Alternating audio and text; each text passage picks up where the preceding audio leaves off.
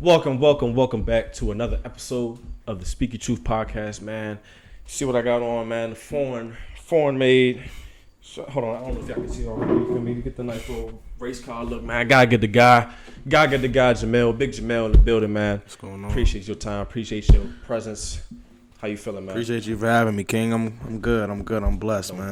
No doubt. So, man, we was having good off-camera talk before. Yes, sir. But let's start at the beginning, man. Heritage. We was talking about, where you from, where your family's from. Right. What goes into, Jamell. Who is Jamell? What makes Jamell? Jamell is a son, a brother, football coach, CEO, all around businessman.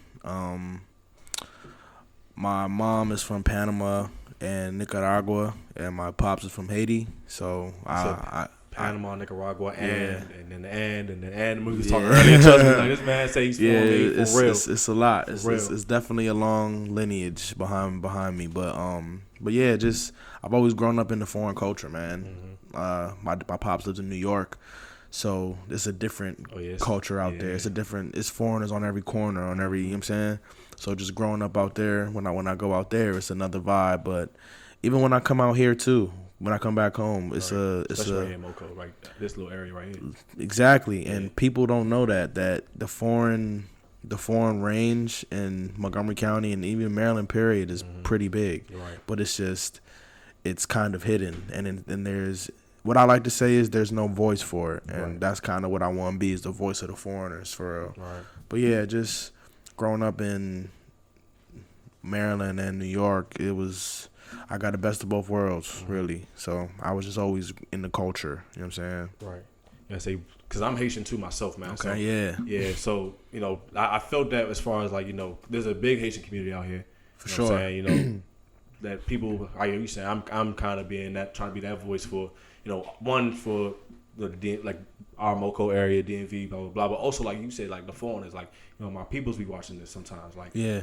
I got put on for them. So like you said, you feel it in, the New York. New York is flooded with Haitians. Sure. It's deep out there, for sure. So Haitians be everywhere, first of all. And I feel like a lot of the energy that we carry too, it build it. I had a conversation with Chris here. He lives in this house, and he said, man, yeah, Haitians, it's just in us. We just have something that just pops. There's something that's like music. It's definitely business. Something in the blood. It's It's definitely a different type of feeling with Haitians. Like, I just came from Florida. I'm from being on my father's side, the Haitian side, and it's just, from the music to the food to everything. Right. It's just a different feel. Yeah. So I definitely don't take nothing for granted. I definitely try to soak as much of tradition and everything that I can, because obviously I want to carry it down to my kids when I do have kids and everything like that. Yeah, so it's definitely a good feeling to be a foreigner, just to keep it simple. Yeah, no doubt. And you touched on some of the things you did. You say we also talked about it off camera a little bit. Your football and you coaching. What is that like right now? Obviously you coaching with 9U, you said. So. Yeah, I coach for Only Bears 9U team. It's an escape from everything, honestly, because I deal with so much day to day, like my 9 to 5, and then running the business and just personal life at home. When I started coaching, this is my first year coaching. When I started coaching, it was just like an escape. 'Cause I love the game of football, and I played a little in high school. So to get back in that capacity, but in another seat, was definitely something that I enjoy, And the months that I've been doing it with the group of guys that I got, we got an amazing coaching staff, and we all young guys, we all black too, and that's the best part about it. Yeah, shout out to all the black coaches out there, young black coaches. Shout out to we the need staff, more of y'all, man. Get out there, get all the dudes that was former athletes, whatever, man. Get out there, give back to y'all, give back to the communities, get back to somebody, man, because somebody's out there that was in a position that you was before. They need that same type of guidance that possibly you didn't have.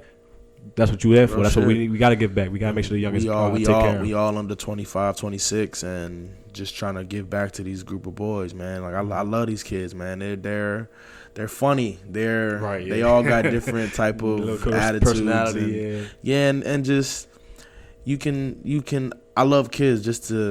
I love kids and all, but being a coach and just seeing how they want to fight for you and they want to win for you, and even when we don't win, how the emotion gets them because I know they wanted to win for us at the end of the day.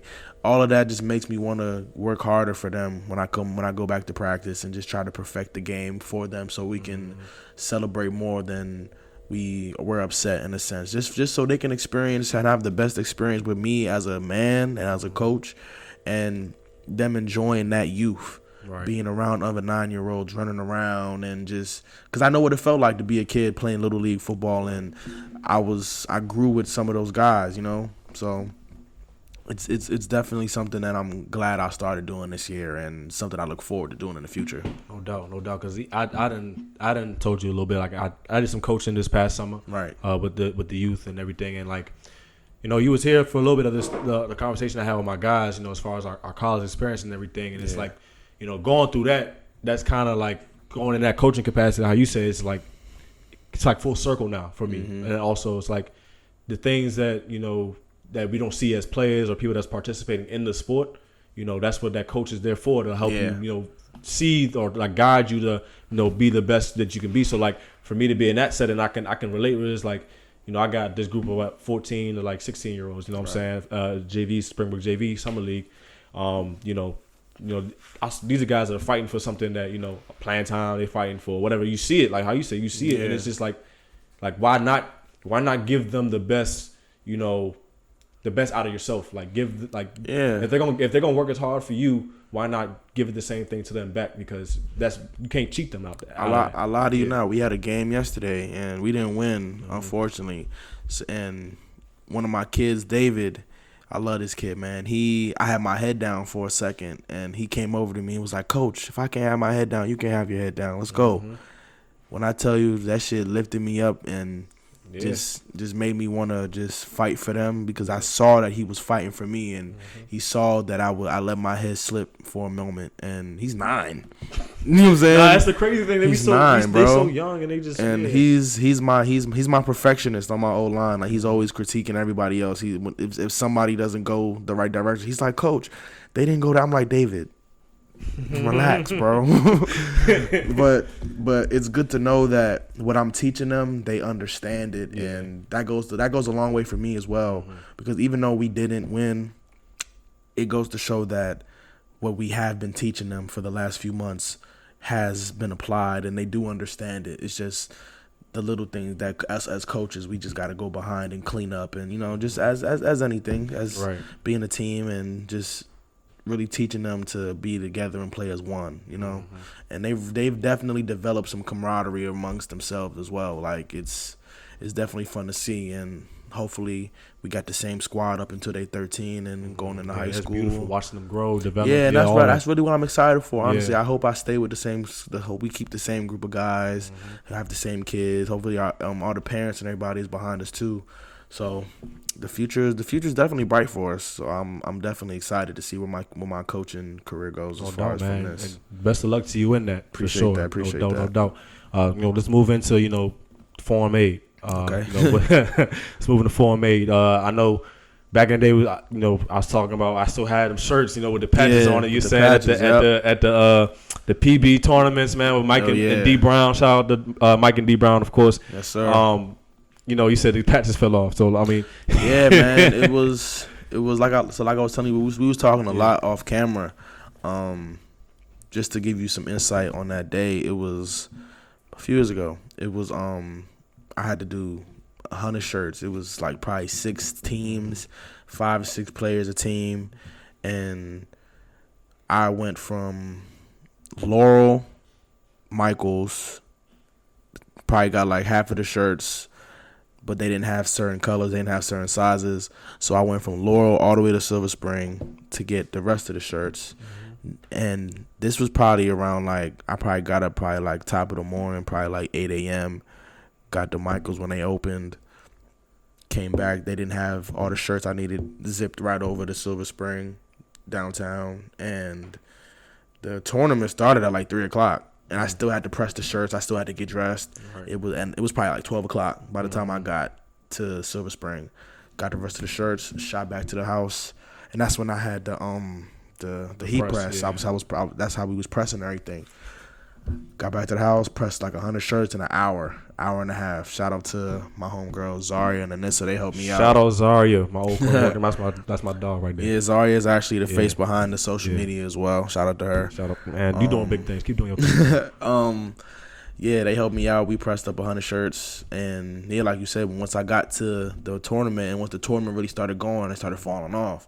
Right. And it's because once when you get a heat press, it's supposed to settle, and then the adhesive will stick on to the shirt. Because I still have patch shirts to this day that haven't fallen off. Right. So just dealing, that was really one of the first cases that I had to deal with adversity, and just trying to deal with not just the emotional side of it, the spiritual side and everything too, because you dealing with, that's my baby, that's my brand. You know what I'm saying? And I bust my ass that day. Now they falling off. I gotta deal with that. People thinking my shit is fugazi now, but those little moments, stuff like that, is what made me want to start dealing with manufacturers overseas and start upping my quality, because now nobody's saying that. No doubt. Nobody's saying you that. See it. Look, You got the shirt on right now. Ain't no stitch, y'all. You know what I'm saying? Get you some. Foreign made. It's in his bio. Go get it, please. That quality's not to be messed with.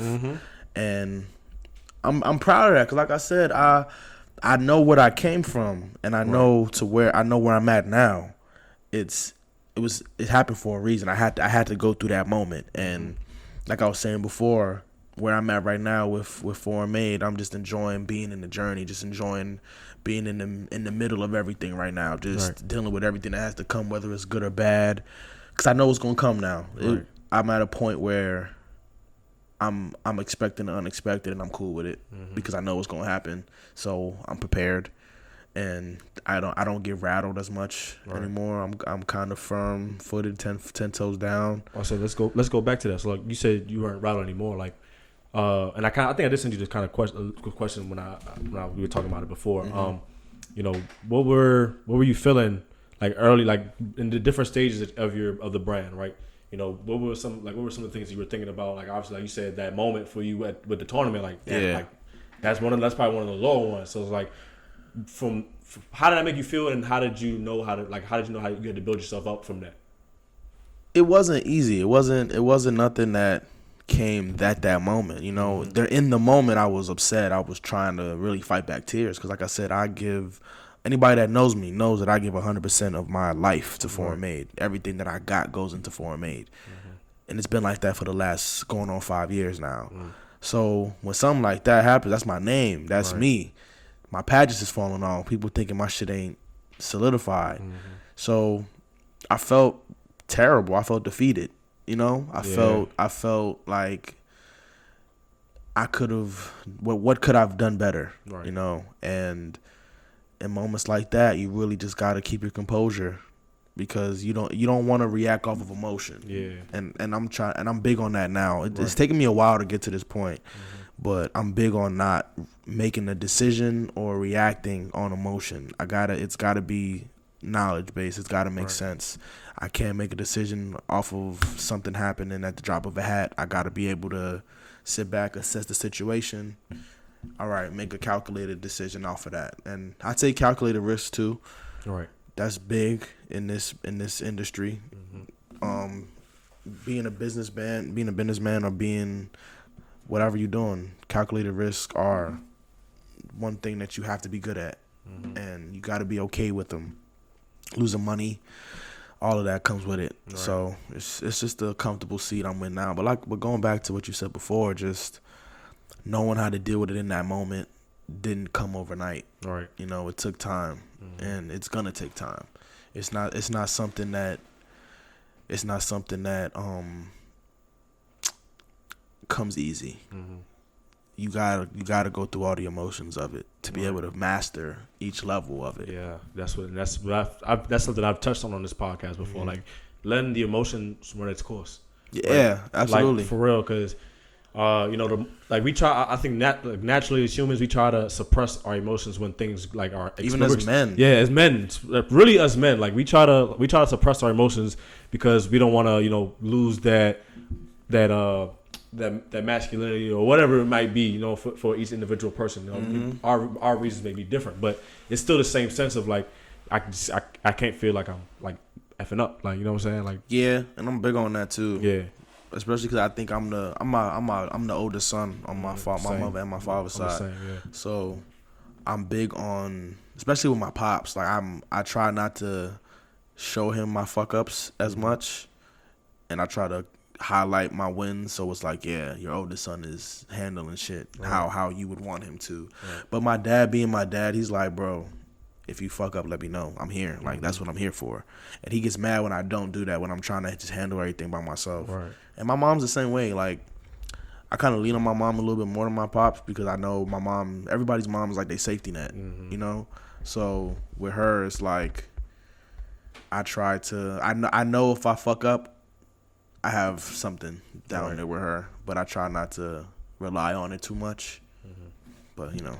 So did you feel that support there, like always, I would say? Because like that's another thing I wanted to ask you too. Like, you know, starting a brand, you know, especially like 5 years ago, you was in high school, bro. So it's like, yeah, I had just graduated. Just graduated. So like, yeah. So it's like, all right, you went from like high school, you know, you being coddled a little bit, you know what I'm saying, had guidance and stuff, but now you putting out in the real world and you trying to start a brand. Like you not even. Just obviously wouldn't have started without some type of knowledge, but your mindset is like little compared to what it is now. Right. So it's like back. Were you receptive of help, or was the help always there? Like, what would you say about like that as far as like with the brand? Because for me, going through what I'm going through 2 years now, it's like there's times where I've been trying to do things on my own, and that's why like it's kind of funny that we're kind of having this conversation about certain things we're having right now. But you know, we were saying the SD cards and all this stuff before, like. I was going through these moments a lot back in the day. Like I remember moments with my man Adrian. Like you know, our SD card might stop on us like right in the middle of a great point, and now we gotta like go back, get, you know what I'm saying. But and there's also like now for me being the main one running the page, running the whatever. Like I'm seeking the help, but it's like no, I want to make sure it makes sense. Shout out to my man Jay Allen, of course, being here, my help today. But so yeah, for you, like, would you say that you always felt that support and help, you know, and even from like day one? 100% day one. From my parents, my pops was probably late to the party because like I said, my father's Haitian, so like, you know what I'm saying, you know how it is. with him it's like, you want so close? You want to do what? Like, at first. So it was with my dad. It's like if it don't make dollars, it don't make sense, and it gotta make dollars because if it don't make dollars, it don't make sense. Exactly like, right. That's his motto. But I would say like anything, it takes time, and it got to a point where I had dropped my first hoodies with my manufacturer, and I had my tags on them. Okay. He was like, "Yeah, you official now," and that was when getting his stamp of approval. That was like it was. Yeah, it felt great. Yeah, it felt amazing. I felt like, damn, I could do it. I could do whatever now. Like my dad behind me, bet say no more, because it was like my mom was always supportive. Like she was from the jump. Okay, that's what you want to do. Cool, but it's different especially when you're your father's oldest son. You know what I'm saying? It's a different feel of knowing he approves of what you're doing and he's approving of your life step, because this is really the first thing that I decided on my own I want to do. Right. Like I didn't want to go to college. Like I knew that from jump. I didn't want to go to college. College wasn't. I knew I was going to do something. I knew I was going to be successful. I just knew sitting in somebody's classroom wasn't what I was going to be okay with for the next 4 to 5 years, depending on what I wanted to do, because high school wasn't the best for me. Right. And I'm a visual learner too. So like sitting in the classroom all day, notes, that shit ain't my forte. Right. So my dad was actually the one that got me to go to trade school, and I got a certification to fix air conditioners and things like that. And I work for an appliance company now. So like just having a 9 to 5, I understood why my pops was like, you want to do what? Right. That's not. Exactly. It's not secure, because even though his delivery wasn't what I thought at the time, it took me until I got older to be like, okay, he wanted me to have the security of a solid job and making good money at a young age, and I'm making good money at a young age, and it's funding the business. Right. So Pop, you was right all along, my guy. Yeah, shout out Pops for that one, man. No doubt. But yeah, but then support with the brand. I wasn't by myself starting the brand. It was 3 of us. It was me, my brother Cortu, and my sis Safita. Shout out Cortu and Safita. For sure. Shout out Cortu for sure. I know Cortu, man. That's my guy. He's a Leo. Yeah. But it was us 3 when we first started the brand. And time just came in between everybody and growth, and everybody was just going separate ways to where I was putting in more, and it showed because I was more invested in giving my all, giving everything. Right. And I felt like, damn, if y'all not willing to go broke for this shit, what's going on? Yeah, what's going on? But with me and Cortu, it was more like, that's my real life brother. Yeah. Like, that's my dog. I know if I call him right now, I'm down. I know he got me. That's what it was. It was, let's put the brotherhood before this shit, because we had got to a point where we had stopped talking for like a week, 2 weeks, over business. Right. And I was just like, bro, he had pulled up on me at work one day and was just like, yeah, this shit ain't working, bro. let's do so. I gotta go aside or something. This is you. This is really you. It's really all of you that's foreign made right now, and everybody sees it. Like you know what I'm saying? So me and him just put the friendship, the brotherhood first. And I feel like a lot of people don't do that when they start businesses with their homies, because they'll try to make it work for the friendship. Yeah. When in reality, you gotta let that shit go for the friendship. Right, yeah. And with Safita, same thing. It was just life, you know, her every day, and it just didn't add up. So it made sense. But they are both still as supportive as they can be, just like it was day one. Right. Cortu is involved in a lot of behind the scenes stuff, as far as like just I'll send him little designs and stuff like that. That stuff that I'm working on, and just, you know, that's my brother, so he's gonna see it. Yeah. So, you know, just it's better like this anyway. It's from a creative standpoint. I got tired of asking for approval. I got tired of sending designs that I know was fire, that I made then and there, that I know was cool, and then having to get 2 other opinions on it, and then wait for 2 other people to get their money together, and wait for 2 other people. You know what I'm saying? I was a lot of waiting, and waiting is not gonna get you nowhere. Nope. Waiting is not gonna do nothing for you. It's not beneficial. It wastes time in reality. So I'm thankful that I started the journey with them. And wherever the journey does take me in the long road, those 2 know I got them for life. And I'm big on that. So yes, sir. That's huge. And you know, it's interesting. You know, we kind of, you know, easing into the conversation that we were going into before. Another off camera, like we was talking a lot off camera. A lot off camera. You know, you said about the friendship aspect, right? Yeah. You know, we both admitted we love boys. Deal with that, right? Put me on the spot on that one, but yeah. Not we, but me. I'll take it. I'll take love. I ain't gonna put him out there. I'll take a love boy stamp for right now. Anyway, you know, we're emotional beings, right? For sure. And you know, obviously, it's gonna get to a point where we want to share our emotions with people. Yeah. And would you say like what is that like? Because I know for me, you know, trying to, you know, go talk to certain women and be like, and try to give them certain time or whatever. It's been difficult, but also trying to literally just, you know, develop myself as a man. Yeah. You know what I'm saying? Especially like, you know, being out of school, I'm just now getting into my, you know, career field for real. Like I got my feet wet during the summer, but now I'm like kind of really in it now. Right. You know what I'm saying? But also trying to do everything that we got going on here right now. So it's like, you know, sometimes I know for me, it's like, I feel like that isn't always the where my energy goes is not always recognized for what it is. Like, just because I'm like not responding, or maybe I'm not with you every other day or whatever it is, like, doesn't mean I'm not necessarily not rocking with you. You know what I'm saying? It's just like I'm building, you know what I'm saying? If you want to be a part of this building, that would be great. Yeah. You know what I'm saying? For sure.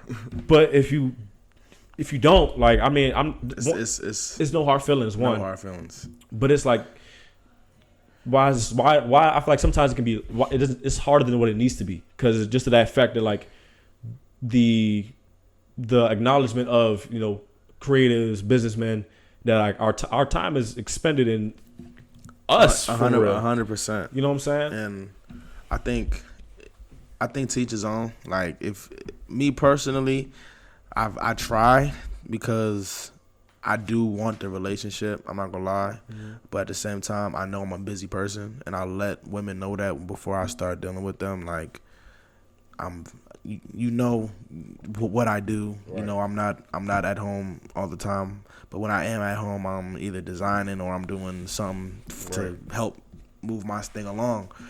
So I always tell them, or I ask them to just try to make my life easier, because I know what I bring. I know I can make your life easier, but I need that in return because I'm a busy person, and I carry a lot of weight, and I play a lot of positions. So it can definitely get overwhelming, and sometimes I definitely feel like a man definitely can go further with a good woman behind him, because as a man, you're going to want to do something for that woman. And if you got a good woman behind you, she's going to be charging your battery. Yep. She's going to be... It'd be going both ways. Yeah, and that's how you know it's that bicycle is moving. But you got some women who just want to be around for that because they think that it's something that it's not. But they like the idea of it. Yeah, the idea of it. Yeah. Or the idea of being with somebody of that stature or something. You know what I'm saying? Just somebody that has something going for them. But it's definitely something I feel like I can handle. I'm not gonna say I can't handle it, but I'm aware and I'm cautious of who I allow in my space. Right. Because I'm big on energy. I'm big on all of that. So it's like if it's a riff in what I'm doing and it only happened once you came into my life, 2 + 2 is 4. Right. Like, you know what I'm saying? Something got to give, and I'm big on routine. So I try to keep that schedule in my head, and like I said, I need somebody that helps make things easier, because I know I can make that other person's life as easy. Right. I need it in return. You know what I'm saying? I felt that one, man. I do feel that one, because like just trying sometimes, right? Just actually the effort of trying. It goes a long way. It goes a long way. But it's also like, I mean, and I don't want to single out women, because men we can do this too. Like there be some women that try so hard for us, but we just kind of just like one, we like the idea of it. We kind of getting the benefits, blah blah blah. You can say what you want about whatever. Yeah, it is. That's people. It's people. But I feel like for me, right, I feel like I'm worried about getting to a certain point. With me being in this type of space and doing the things that I'm doing, how I feel like I'm gonna have a harder time connecting with the genuine people, or being in spaces with the genuine people. So it's like that's why. I mean, I guess you could call it a lover boy thing or whatever. But like, I just want to make sure that like the woman I choose to be with is just solid as a person in general. Yeah, I'm the same way. I personally don't try to deal with women that I can't see something down the line with. Like, so if I pursue you, then it's like, all right, I could see myself. I could see you with me 10 years from now when I have this big empire, because I'm foreign made's the biggest. I don't know. It's on the way, man. I don't know if you know. It's already here, but it's on the way. Foreign made's the biggest in the world. But just to like you said, that genuine feel. You got to have a good discernment, and it's a lot of good women out here. It's a lot of good women. It's a lot of good women that's not used to a good man too. You feel me? It's a lot of good women that's not used to a good man. And that's, but same thing. It's a lot of good men that's not used to a good woman. Yep. You know what I'm saying? Yep. So it go both ways. It really do go both ways. But everything has its time. So when your time do come and that one person come along, you gonna know. Yep. So I guess I'm waiting for that time. Let's go into Foreign Made. We basically we're getting into Foreign Made, the next level of it, right? Yeah. Obviously we went through talking about the early stage, that moment where the patches were coming off. You said, Yeah. but then growing from that, now the stage is like what the next stage is. I guess you could say because you were talking about more off camera talk because all the difficulties here today, but off camera, you're talking about just not specifically because obviously we don't want to put something out there before it either happens, right? But what would you say like is next? You know what I'm saying from Foreign Made as far as maybe your approach, your energy, or what goes into it, or what you're trying to market towards. Like what's next for Foreign Made? I'm definitely trying to take over the retail space. Like that's been something that I've been currently thinking on what my takeover is gonna be like, Right. because when I think of Foreign Made and the effect that I know it can have amongst the DMV, I feel like it's gonna be like when Eat came out and he took over those few summers and just had the city on lock. You could not go around the block without finding somebody wearing Eat. So I feel like once Foreign Made really, I wouldn't say developed because we're developed already, but once we're developed on a mainstream stage, on that platform, it's going to be the same type of effect because who doesn't want to wear their country? Who doesn't want to represent where they from and their culture? Right. You know what I'm saying? Like that's the logos on my shirts alone drive people and it catches people's eyes, and I try to be creative with my designs as much as possible. But yeah, I'm definitely trying to take over the retail space. That's probably my next step is on getting in one store and then amongst the malls and things like that, and then a bigger platform in retail space more than that, like another store, like having your own store. Probably is that a lifelong goal for you? I've been asked this question before. I'm up and down with it, honestly, because I feel like I don't want to limit myself with that. I kind of want to. I feel like when you have a store, people expect you to be that and just to have the store, and it's kind of hard to do anything else other than that. You know what I'm saying? And never say never. Never say never. I definitely want to run my own store for sure, but as far as that being in the stars right now, is for what I can see, not specifically. Right. But is never say never. Like I said, I could change my mind next year. Yeah. And basically, what I'm kind of picking up from that is like you'd rather, like you said, not limit yourself to like if you have a store, you're stuck in that location for. Unless you choose to other locations and things like that. Yeah, but I have so many other businesses I know I want to have my hand in that I'm gonna be able to franchise. Like I eventually want to like run a restaurant. Like I want to have a restaurant and things like that. Like that's something me and my homies have talked about, opening our own restaurant when things really start moving for us, and just other businesses I know I'm gonna have my hand in. So I feel like if I do have a store, it's gonna be to where I want like one of my little cousins to run it or something like that. I want to keep it in my family, something like that. I want to keep stuff like that in my family so I can hire my family, so put people in position. Yeah, instead of, I feel like whenever somebody in your family or whenever you're that person in your family to transcend into another tax bracket or just the breadwinner of the family, that one to make it, I feel like because everybody's like, oh, cuz of this, have their handout they won. Everybody wants a car. Everybody wants a house. I feel like when that time does come for me, instead of giving, I'm trying to, all right, well, what business do you got? Right. Give me an idea that we can do, and I'll fund it, and we'll go from there. And then at a certain point in time, you can buy me out. That's how I think. That's how I want to. I want to be like the Rockefellers. I don't want to, like, they're still rich. You know what I'm saying? Like, I don't want to just have my family be all in materialistic things, but we're not making no money off of it. Right. You feel what I'm saying? Yeah. And because the point is to grow and build. Yeah, absolutely. Like my father's side, I see that shit every day. When I'm with them, I see it. I see if when I do become successful to the point where I can spread my wealth amongst my family, I know the money not gonna stop with me.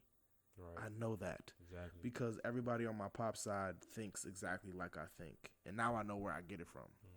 You know what I'm saying? Like now I know certain ideas that I have, my older cousin might have said to me, you know what I'm saying? Or he might have said he had this idea. I'm like, okay, I see where your head is at. You know what I'm saying? Like, No doubt. just from just being creative in that sense, you know? And I feel like that's where people go wrong when they get some money, is that they instantly just, oh yeah, I got you. Oh yeah, I got you. Right. I'm nipping that shit in the bud off early. Right. You know what I'm saying? Because it's only gonna lead to, like, once you can't give it to them no more, like now, like, damn, cuz you ain't rocking with me no more. Exactly. Damn, cuz like it was just like you ain't. Now the energy just changed because you were, enabling them to at a certain capacity with the money, the hypothetical money that we're talking about now. It's not actually happening, but that's also like for you. It's not you're treating yourself too at the same time. Like, exactly. If I'm just giving it up, it's not going anywhere. Like it's business. It's an investment. Like I look at me running my business and things like that. I look at it like me being the one to take my family and transcend us into another level financially. Right. But everybody across the board has to earn it too, though. That's another thing. And want to earn it. You gotta want it. People, you know what I'm saying? And so many, and that's that's with whatever that you do. You gotta want it. You gotta want it. I tell people that come to me about starting businesses and things like that, or starting a clothing brand, and asking me, "Oh, how did you do this?" or "How have I been in business for 5 years and how haven't I quit?" I love this shit. Like, there's no way around it. I love it. I love everything about Foreign Made. I love that I put my entire everything into it for the last 5 years too. Like, I have given my all, and I'm not done. Right. I'm not done. I know that I'm not done, and it excites me to know that I have so much more to give for what I love. It's hard to do anything else. You know what I'm saying? Yeah. And like we spoke on this a little earlier about having friends and everything involved, and just having my other two friends involved at the beginning. They didn't love it like I loved it. Right. Like, I would die for Foreign Made, and I'm willing to give everything that I got twice. I'm willing to give it all up again if I had to. Like, the amount of losses, you know what I'm saying? Like, I don't showcase the losses, and people when people come to me about starting businesses and things, I have to ask them, like, do I make it look easy or something? Like, be honest with me. And I have to ask one of my friends that's not in my inner circle, so to speak, that's not seeing everything. Right. I said, bro, do I make this look easy? Like, do I make this shit look effortless? He was like, if I'm being honest, yeah, bro. Like, you make it look like you know what you're doing. You make it look like you just are on the right path. Right. And I'm like, damn. They don't even know I was ready to get this shit up twice, 3 times. Like, you know what I'm saying? And but at the same time, it's like, that says something about me too, is that I try not to let it affect me. Right. And or at least display it either. Yeah, I try not to display it on and you know what I'm saying? Yeah. So you gotta love it in anything that you do. You gotta love it. You gotta know that at any given moment shit can go left. Right. At any given moment shit can go left. Especially dealing with clothes. Like, I didn't know that these racer shirts was going to do so well. I sold out in 3 weeks. Wow. That's the fastest I've ever sold out in something. You know what I'm saying? I got a few sizes left. Like, I got like extra smalls and like big sizes left. But like, for the most part, I sold out in 3 weeks. You know what I'm saying? That was the fastest I've ever sold out anything. Right. I didn't expect that. Right. But I got designs that flopped, in my opinion, at least. That flopped in my opinion, but yeah, you gotta love it, because it's all part of the process. It's a roller coaster of emotions you gotta deal with. So, and that's business in general. Like, that's something I've been realizing more in my space of business. You know what I'm saying? Like, there's gonna be periods of time where it could be something that you put out as hot, and we see it in music too. Like, it's all over. Like, it could be a point in time where you put something out as hot. I think of the brand like that. Yeah. Excuse me. I think of my brand like a music artist. I try to run it like I'm a label. Okay. And to give y'all some game, I try to, and it's worked for me since I've taken this approach. I look at it like I might drop a shirt. That's a single. I might drop a collection of things. That's an album. You know what I'm saying? Right. I might even going into my content. All of my content, I try to showcase my creativity. Right. Like I'm not big in TikTok. Like I hate social media. Even though I'm on here, no, like I hate it though. Like shout out to Zaria. Like if it wasn't for her, I promise my social media would not be moving the way it's moving. Like I was telling you off camera, like the social media was just not my forte. And thankfully, Zaria is the kind-hearted person that she is, Right. and just helped me out. And now she's my brand ambassador around the social media and just handles that shit effortlessly. You know what I'm saying? And like I said, my content, I just try to make sure from the commercials or the videos that I do to my photo shoots that you're never gonna really get something the same. Right. I try to always make something fit to what I drop, and that shows the creativity of me. You know what I'm saying? Just that. Oh, I'm creative. I'm creative in my designs, but I'm also killing it in the content space as a creative too. Like I'm trying to do a lot with I'm trying to do a lot with content that brands don't do. Like brands are so stuck on TikTok and Reels and everything like that because that's the wave. But the quality is not the same. It's microwave. Yeah. And to me, personally to me, I feel like me showing you I can create a commercial. I can have a little mini movie or something like that. I'm killing you like that. And this is a sneak peek, by the way. This ain't even out. Oh yeah, I showed him some off camera Yeah. stuff. This is a sneak Like peek, by the way. yeah, So y'all exclusive. Feel welcome. Feel like yo, like he giving out some real stuff right like I try to kill him in that space because, like I said, I'm not good at the TikTok shit, but I'm gonna fuck you up. Excuse my language. I'm gonna fucking kill you. With everything else, with the photo shoots, with everything, because you gotta drive the lane. If you in your lane, you cannot miss your exit. If you're in your lane, you can't miss your exit. So you only miss your exit if you're paying attention to the other lanes, to other drivers. You checking your mirror too much. Like nah, you're not paying attention to where you gotta go and what works for you. So many people try to fit a circle into a square, and they jamming it trying to get it in there, but it's like, bro, it don't work. You know what I'm saying? It just don't work. Yeah. There you have it, man. Big Jamell, man. Form Made. Go get you some. Link in his bio. Tap in. Follow the Form Made apparel Instagram account. Stay tapped into what Form Made is going to do. It's always big things. Jamell, man, guy with a lot of confidence in him and his brand. He going to come with it 100%. Appreciate that. Right, 200%. You know what I'm saying? They, like you just said, like a couple people call him a psychopath over this because he loves it so much. And like through this episode, you can see that. Like it's all about loving the craft, the effort, the journey. You know, obviously, you know, it's making him some dollars now, but you can't think about it going with the dollars, man. You got to think about it, you know, with the craft. Think about making sure that the quality of what you're doing is, you know, at its best that it can be when you put it out there. Cause, sure. You know what I'm saying? If you, like he said, if you worry about the money, that's microwave. Yeah, all right, cool. You can make quick little dollars here and there, but like your substance ain't that. Your quality ain't good. Like, all right, you know what I'm saying? Like, what are you really doing this for? What are you really doing? Whatever you're doing for. You know what I'm saying? Are you doing it for the money, the clout, the fame, you know, the notoriety, like we talked about before? Or are you doing it because you know you're serving a purpose? Serve your purpose, y'all. That's Speak Your Truth. It's a little game for y'all today. Lot of genuine energy with Jamell here, man. Because we talked a lot. We've been here for like 4 hours already. Just been talking, bro. Yeah, on camera, off camera. A lot of off camera gems that was getting dropped. Man, I don't know. We might have to save a few of them. You know what I'm saying? I might put that out there on some exclusive content. Nah, for sure, definitely. They need that. Yes, sir, man. So, follow Jamell. Shout out to my man Jay Allen on the production today, man. He did his thing. Put a lot of technical difficulties throughout the shoots, but we made it work. Black people, like I said, we always gonna make it work.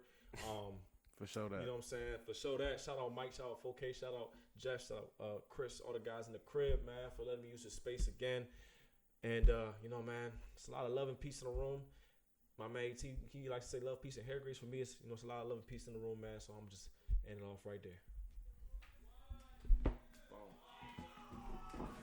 Woo! Yes, sir. Great shit.